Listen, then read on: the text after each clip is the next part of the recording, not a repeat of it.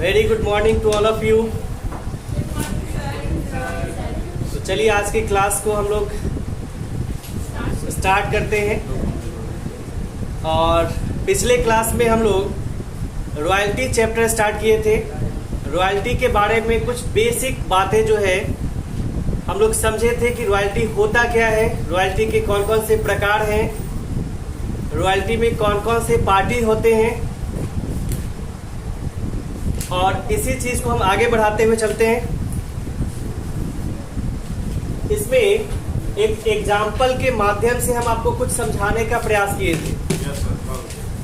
Landlord और लीजी के बीच जो ट्रांजैक्शन होता है उसमें अकाउंटिंग करने के पर्पज से हम कुछ एनालिटिकल टेबल कल बताए थे, लेकिन कुछ नए बच्चे दिखाई दे रहे हैं तो थोड़ा सा फ्लैशबैक रॉयल्टी के ऊपर।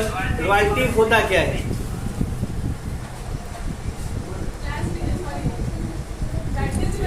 हाँ,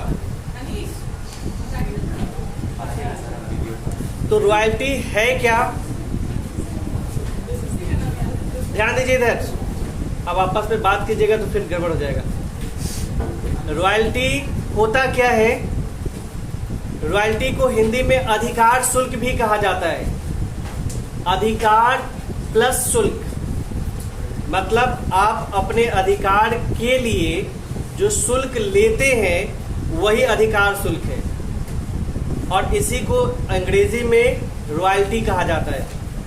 जैसे हम कोई बुक लिखते हैं और उस बुक को छापने का किसी पब्लिशिंग हाउस को अधिकार दे देते हैं कि आप मेरा बुक छापिए और बेचिए, तो इस अधिकार के बदले में पब्लिशिंग हाउस से हम जो भी फी लेते हैं वो अधिकार शुल्क है, रॉयल्टी है।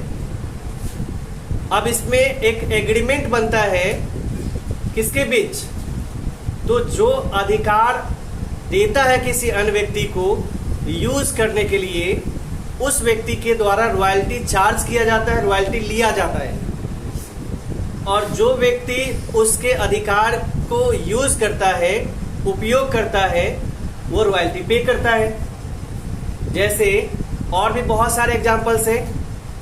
कोल माइनरी, जैसे कोयले का खदान अगर आपके जमीन के अंदर पड़ा हुआ है और आप किसी कोल माइनिंग एजेंसी को एग्रीमेंट करते हैं कोयला निकालने का, तो यहाँ पे कोयल माइनिंग एजेंसी जो है आपको रॉयल्टी पे करेगी। आपका जो जमीन वो उपयोग में ला रही है, उससे कोयला निकाल रही है, उसके बदले में वो आपको रॉयल्टी पे करेगी। क्यों? क्योंकि आपने अपना अधिकार उसको यूज करने के लिए दिया है उस जमीन का, तो उसके बदले में जो आप फी ले रहे हैं वो अधिकार शुल्क है, रॉयल्टी है। इसी तरह से अगर आप कोई इन्वेंशन करते हैं, कोई आविष्कार करते हैं, तो उस आविष्कार पे आपका राइट है, आप उसको पेटेंट करवा लेते हैं, फिर उस पे आपका राइट हो जाता है और आप उस राइट को किसी और व्यक्ति को बेचते हैं। कोई कंपनी आती है और आपसे उस वस्तु को बनाने का राइट मांगती है, अधिकार मांगती है, और आप जो परमिशन उसको देते हैं उस वस्तु को बनाने का, उसके बदले में जो आप उससे फी लेते हैं वो रॉयल्टी है। ठीक है? तो यहाँ पे रॉयल्टी में दो पार्टी होते हैं। एक होता है लैंडलॉर्ड और एक होता है लीजी। ये लैंडलॉर्ड और लीजी किस केस में होता है? तो माइनिंग के केस में होता है। जैसे कोयले का खदान अगर हमारे प्लॉट में निकला है तो हम लैंडलॉर्ड हैं, और जो एजेंसी हमसे कॉन्ट्रैक्ट कर रही है उस कोयले को खोद कर निकालने का, हमसे एग्रीमेंट कर रही है, कोयला खोद करके निकालेगी और बदले में कुछ हमको फी देगी, शुल्क देगी, तो वो व्यक्ति लीजी कहलाएगा, पट्टेदार। और हम हैं लैंडलॉर्ड, भूस्वामी। ठीक है? अच्छा, पब्लिशिंग हाउस के केस में क्या होगा? तो पब्लिशिंग हाउस के केस में जो राइटर है वो एज ए लैंडलॉर्ड, ठीक है, या यहाँ पे इसको हम क्या कहेंगे? लीजर कहेंगे। एक हो जाएगा लीजी और एक लेजर। लीजी का मतलब हो गया जिसने लीज पर लिया है, या जो हमारा राइट यूज करेगा, या हमारे राइट को यूज करके वो कोई काम करेगा। जैसे बुक पब्लिशिंग हाउस जो है हमसे किस बात का परमिशन लिया? बुक छापने का। तो हमारे राइट का प्रयोग करके वो बुक छापेगा, तो ये लीजी है। और हम यहाँ पे क्या हो गए? लेजर। लीजर, लीज पे हमने इसको दिया है। तो ऐसे में अकाउंटिंग के लिए हम लोग आगे बढ़ते हैं। रॉयल्टी चैप्टर में अकाउंटिंग पर्पस के लिए कुछ एनालिटिकल टेबल जो है वो कल भी समझाए थे, और फिर एक एग्जाम्पल के माध्यम से उसी एनालिटिकल टेबल को फिर से समझाने का प्रयास करते हैं।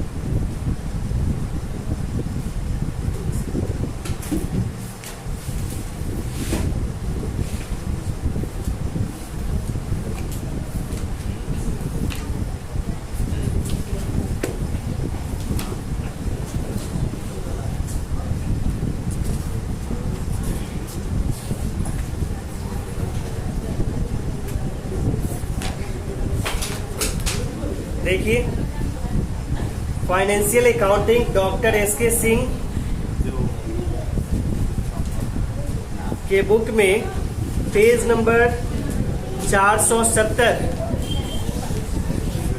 पेज नंबर 470, इसमें इलस्ट्रेशन नंबर 1 है, देख लीजिए। अच्छा, शोर मत कीजिए, बार बार रिपीट करना पड़ रहा है। Illustration number 1, page number 470।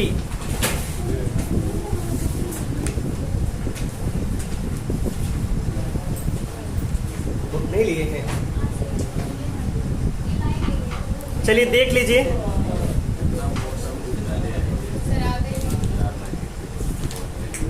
The Jharia coal company limited got the lease of a colliery on the basis of 50 पैसा per ton of coal raised। अब देख लीजिए, झड़िया कोल कंपनी जो है एक कोयलरी लीज पर ले रही है, और यहाँ पे एग्रीमेंट क्या हुआ है? 50 पैसा पर टन कोयला जो रेज किया जाएगा, निकाला जाएगा, उस पे रॉयल्टी पे किया जाएगा with A minimum rent of 5000 per annum. अब ये मिनिमम रेंट क्या है? तो मिनिमम रेंट गारंटीड अमाउंट होता है कि कम से कम सालाना आपको 5000 रुपया दिया जाएगा। एक्चुअल रॉयल्टी आपका अगर कम भी होता है तो भी आपको 5000 कम से कम तो दिया ही जाएगा। यही मिनिमम रेंट है। इसी को गारंटीड अमाउंट भी कह सकते हैं, इसको डेड रेंट के नाम से भी जाना जाता है। The tenant has a right to recoup short working during the first 4 years of the lease. अब यहाँ पे ये क्या लिखा? तो जो टेनेंट है, मतलब जिसने लीज पर वो कोयले का खान लिया है, झड़िया कोल कंपनी लिमिटेड, उसको ये अधिकार है कि लीज के फर्स्ट 4 year में कोई भी शॉर्ट वर्किंग अगर होता है उसको वो रिक्यूप करा सकता है, मतलब उसका एडजस्टमेंट करा सकता है। तो अब इसको समझेंगे अभी कि ये कैसे रिक्यूपमेंट करवाया जाता है, एडजस्टमेंट कैसे करवाया जाता है। फिर इसमें देखिए क्या लिखा है? The production in ton was as follows. 2010 tons 2010 में 2000 टन कोयला रेज हुआ। 2011 6000 टन्स, 2011 में 6000 ton, 2012 10,000 tons, 2013 18,000 tons and 14 20,000 tons. तो ये कोयला निकाला गया है, मतलब ये आउटपुट कहलाएगा। इतना टन कोयला इस साल निकाला गया है। तो इसको एक एनालिटिकल टेबल के माध्यम से, चलिए हम इसको समझते हैं। इसको थोड़ा सा आगे बढ़ाएंगे क्या? ठीक है।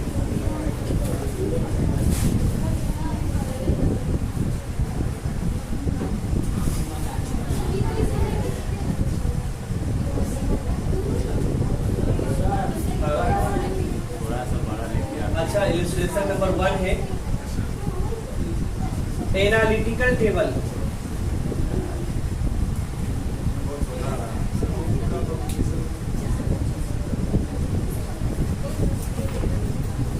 क्लियर दिख रहा है इसमें?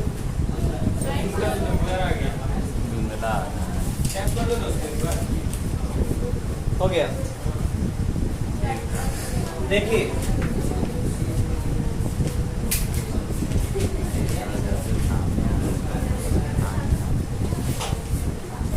अच्छा, ये जो क्लास रिकॉर्ड किया जा रहा है आप ही लोगों के लिए रिकॉर्ड किया जा रहा है, तो क्लास में शांति व्यवस्था बनाए रखिएगा तो अच्छे से वीडियो रिकॉर्ड होगा। अदरवाइज फिर आप ही को समझ में नहीं आएगा कि सर क्या बोले। अच्छा, पहले कॉलम में लिखेंगे ईयर,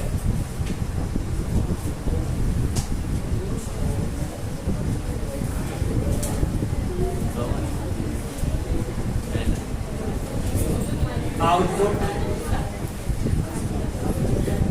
अब देख लीजिए साल दिया है ना 2010 से लेकर के 14 तक।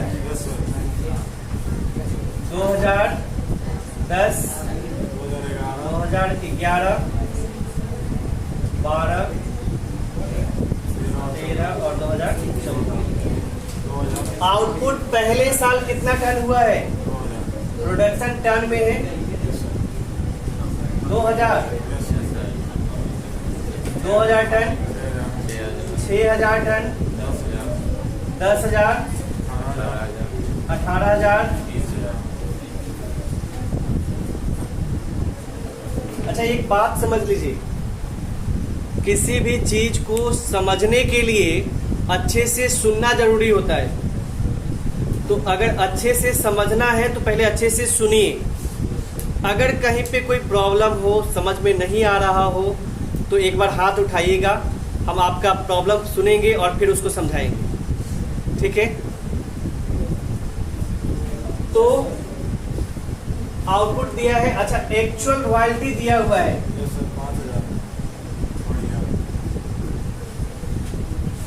5 रुपया पर टन।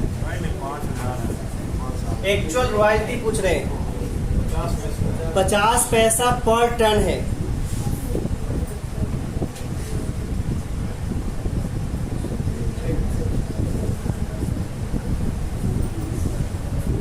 अच्छा, ये एक्चुअल रॉयल्टी क्या है?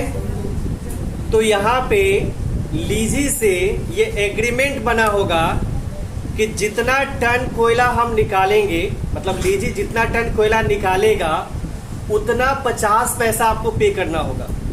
तो 50 पैसा पर टन के हिसाब से रॉयल्टी यहाँ पे मिलने वाला है किसको? लैंडलॉर्ड को।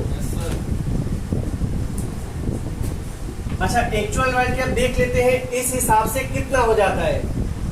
2000 टन पहले साल निकाला गया है, 50 पैसा अगर दिया जाता है 1 टन का, तो 2000 टन का कितना हो गया पैसा? 1000 गुना करके देख लीजिएगा। जैसे 2000 टन है, 50 पैसा है, तो 0.50 है ना, पॉइंट हटाएंगे तो नीचे में 1 और 2 जीरो आ जाएगा। 5 गुना 10, 1000 रुपया। ठीक है? तो इसी तरह से आप सबको मल्टीप्लाई करते जाइएगा। 2000 को 50 पैसा से 1000 रुपया, 6000 को 50 पैसा से 3000, 5000, 9000 और 10,000। अच्छा, इसके बाद आता है मिनिमम रेंट, गारंटीड अमाउंट। कम से कम इतना तो मिलेगा। तो गारंटीड अमाउंट देखिए तो मिनिमम रेंट दिया है 5000 पर एनम। ऊपर क्वेश्चन में ही लिखा हुआ है with A minimum rate of 5000 per annum. तो मिनिमम रेट यहाँ पे गारंटीड अमाउंट है कि किसी भी साल 5000 से कम तो नहीं मिलेगा। तो पहले इसको लिख लेते हैं, मिनिमम रेंट।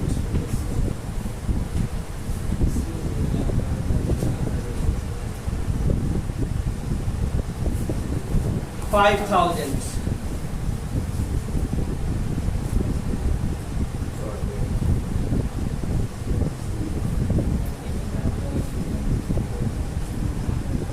अच्छा, यहाँ पे हम किसी एक पार्टी को रख करके देख लेते हैं। यहाँ पे हम लीजी को रख लेते हैं, मतलब ये जो हम एनालिटिकल टेबल बना रहे हैं लीजी के पॉइंट ऑफ व्यू से बना रहे हैं। मतलब हम अपने आप को अभी लीजी मान रहे हैं कि हमने जो है कोयले का खान लीज पर लिया है, ठीक है। मतलब हमको रॉयल्टी चुकाना है, रॉयल्टी हम चुकाएंगे, पेड करेंगे। तो यहाँ पे गारंटी कौन लिया होगा? लीज, यानी कि हम गारंटी लिए होंगे। यहाँ पे गारंटी हम ही लिए होंगे ना कि 5,000 रुपया कम से कम तो हम आपको देंगे। लैंडलॉर्ड को आश्वासन दिए होंगे कि किसी भी साल आपका अगर एक्चुअल रॉयल्टी 5,000 से कम भी होता है तो भी हम 5,000 रुपया आपको पे करेंगे। तो ये हम कह रहे हैं, यहाँ पे हम है कौन? तो लीजी है, मतलब हमने लीज पर कोयले का खान लिया है। तो इसी व्यू से सोचेंगे यहाँ पे। तो जैसे पहला साल एक्चुअल रॉयल्टी 1,000 हुआ, लेकिन हमने गारंटी कितने का लिया था? 5,000 का। इसका मतलब क्या हुआ कि हमको अपने पॉकेट से अभी कितना देना पड़ेगा? 4,000 अभी अपने पॉकेट से देना है, क्योंकि हमने गारंटी लिया था कि 5,000 से कम आपका नहीं होगा। हाँ, तो यहाँ पे शॉर्ट वर्किंग हो गया।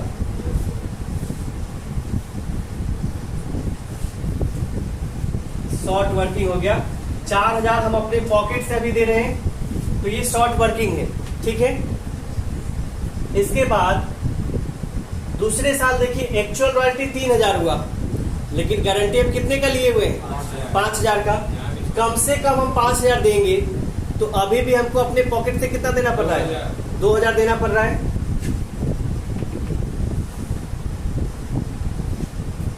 तीसरे साल एक्चुअल रॉयल्टी भी 5,000 है और जो गारंटी हम लिए थे 5,000 का ही। तो यहाँ पे ना ही शॉर्ट वर्किंग है, ना ही सरप्लस है, मतलब कुछ भी नहीं। अच्छा, यहाँ पे देखिए तो लैंडलॉर्ड का 9,000 एक्चुअल रॉयल्टी बनता है, गारंटी हम कितने का लिए? कम से कम 5,000 देंगे, लेकिन अगर ज्यादा होगा तो ज्यादा देंगे ना। तो यहाँ पे कौन फायदे में? अभी लैंडलॉर्ड। लैंडलॉर्ड कितना से सरप्लस में है? 4,000। मतलब मिनिमम रेंज से कितना ज्यादा ये इसका एक्चुअल हो गया? 4,000। तो इसको हम कहेंगे सरप्लस।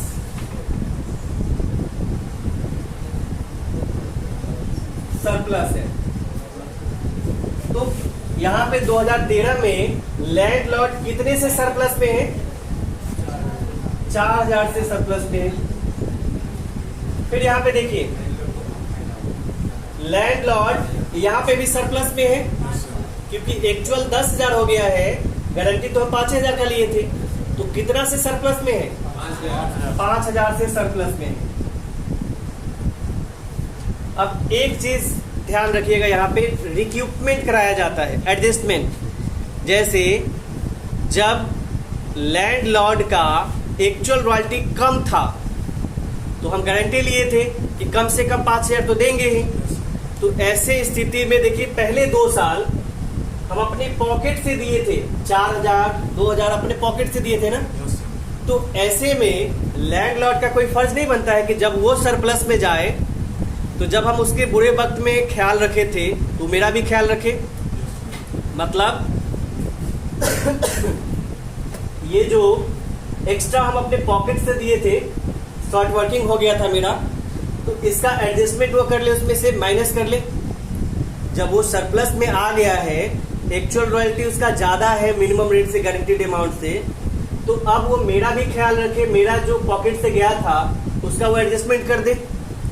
तो अब यहाँ पे एडजस्टमेंट करवाएंगे हम उससे, और इसी को हम लोग कहते हैं रिक्यूपमेंट। रिक्यूपमेंट ऑफ शॉर्ट वर्किंग, रिक्यूपमेंट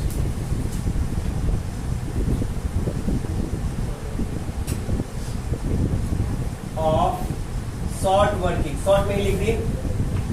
तो चलिए हम एडजस्टमेंट करा लेते हैं। अच्छा, एडजस्टमेंट कराएंगे कब? जब सरप्लस में रहेगा तब ना। तो एडजस्टमेंट यहां से हो सकता है, जैसे यहां पे सरप्लस में आया है, और क्वेश्चन पढ़िएगा, दिया रहता है कि रिक्यूपमेंट कब तक आप करवा सकते हैं। तो इस क्वेश्चन में देखिए, the tenant has a right to recoup short workings during the first 4 years of the lease. मतलब टेनांट को ये राइट है कि लीज के प्रथम 4 वर्ष, तो लीज का प्रथम 4 वर्ष कौन सा, पहला, दूसरा, तीसरा, चौथा, मतलब यहां तक 2013 तक आप एडजस्टमेंट करवा सकते हैं। लीज के फर्स्ट 4 ईयर, तो पहला 4 साल तो यही हो गया ना, 2010, 11, 12, 13, 2013 तक एडजस्टमेंट करवा सकते हैं। लेकिन उसके बाद भी अगर एडजस्टमेंट नहीं हुआ तो उसका क्या, तो मेरा लॉस, ठीक है। तो ऐसे में 4 साल तक एडजस्टमेंट हम करवा सकते हैं।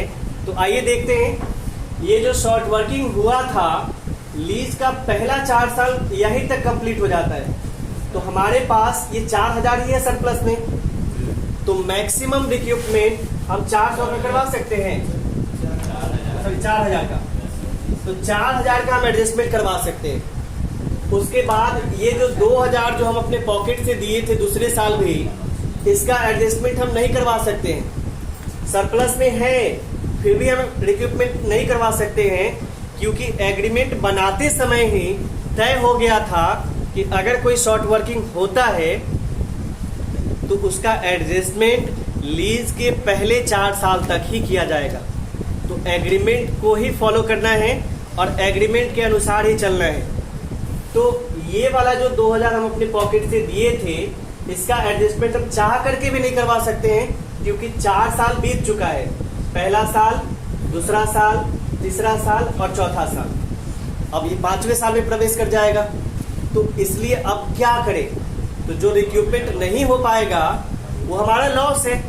जैसे हम लीजी है और हम अपने पॉकेट से दिए थे, जिस समय एक्चुअल रॉयल्टी कम था उसका, तो ऐसे में वो अमाउंट जो हम एडजस्टमेंट नहीं करवा पाए हैं उसको प्रॉफिट एंड लॉस अकाउंट में ले जाएंगे इसी साल। ये जो 2000 रिक्रूटमेंट नहीं हो पाया है, प्रॉफिट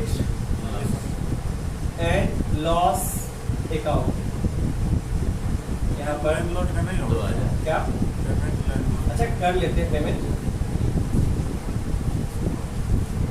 रॉयल्टी पेड कर लें।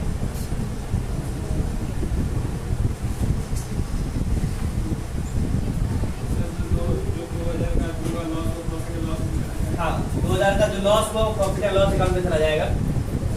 अच्छा, रॉयल्टी पेड कर लेते हैं। रॉयल्टी पेड कितना होगा ये देखना है, और ये सबसे गंभीर मुद्दा है कि रॉयल्टी हम दे कितना। तो सब लोग यहाँ फोकस कीजिएगा। एक्चुअल रॉयल्टी और मिनिमम रेट में जो ज्यादा होता है उसी का पेमेंट किया जाता है। फिर से सुनिए,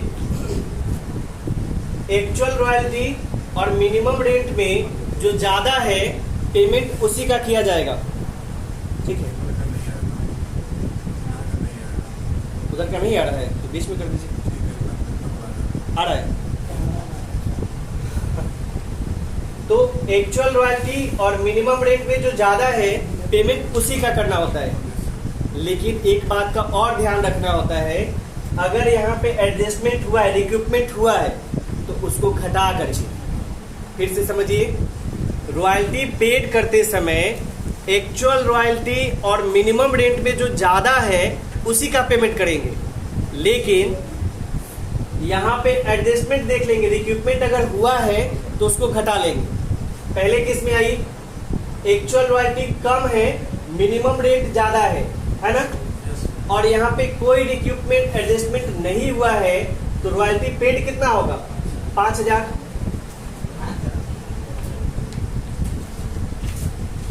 फिर देखिए,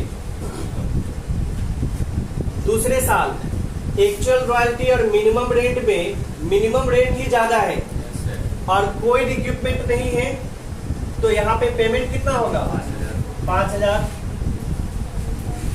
फिर देखिए, तीसरे साल एक्चुअल रॉयल्टी और मिनिमम रेट दोनों बराबर है, उतना ही पेमेंट होगा।